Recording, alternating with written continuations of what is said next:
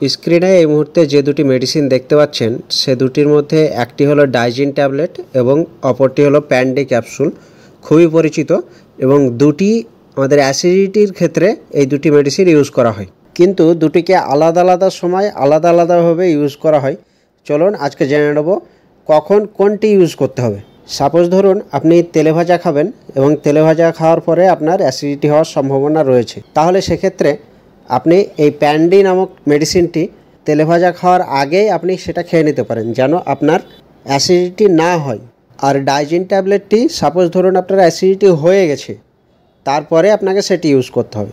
সেই জন্যে ডাইজিনটার ওপরে দেখুন, লক্ষ্য করলে আপনারা দেখতে পাবেন এখানে লেখা আছে অ্যান্টাসিড, মানে যে অ্যাসিডিটা হয়েছে সেইটা এটা প্রশমিত করবে।